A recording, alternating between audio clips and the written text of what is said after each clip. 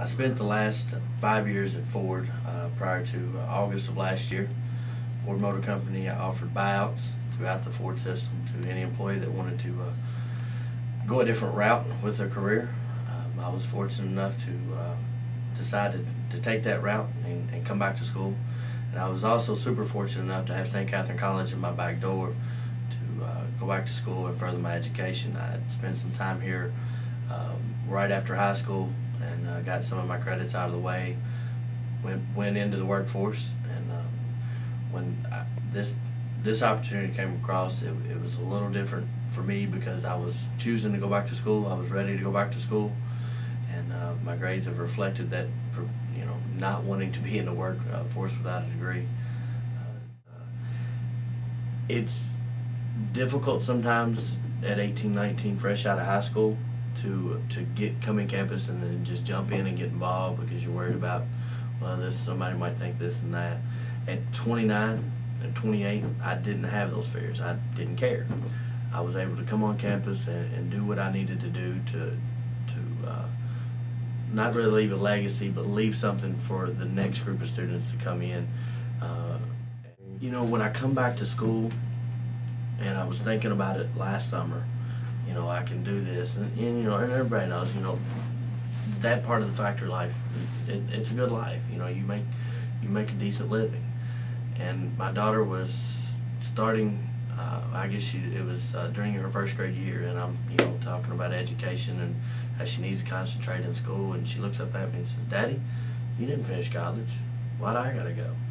And you know what? It's amazing how smart 7-year-olds are sometimes, and it did struck me as, I haven't. And to preach about education to her and not finish myself is kind of hypocritical. So that was a major factor of coming back to school. When I first got back into classes, and we had a test on Monday, first part of semester last year, and I had worked all weekend on studying for them. They didn't see me for a couple hours here and there, and I come home and I said, "Gracie, look, I got a 95 on my first test," and I was pretty proud of myself. I hadn't been in school in 10 years, and she says, "Okay." She goes over to her book bag and gets that, and comes back and she said, "Look, I got 100 on mine." So immediately I was put in, okay, I'm gonna have to work harder to hang out with this 7-year-old. So, but they've been very supportive. My wife is very good. She understands kind of the overall view of things after I leave school, because I've got 5 years to make up for when I was not in the community, and it's nice to bring them on campus and see what I've been able to achieve, and everybody knows my daughter and my son, and it's definitely not a handicap. I'm proud to bring them on campus and show them what I've done, and they think it's really cool that Daddy does all this stuff on campus. So Gracie, she comes to ball games and they get all the T-shirts and everything, and they think this is Daddy's work, and it's really cool. Math is not that hard. That was my biggest fear coming back to school, is I had to take math classes. It's actually so much easier at being out in the workforce and coming back to school than it is just coming out of high school. At this point in your life, I wanted to come back. I wanted to better myself. You're more calm. Classes come a little easier. The information is easier to kind of take in and process, because you've done it for the last 10 years. On the line, or in the office, or wherever you're at.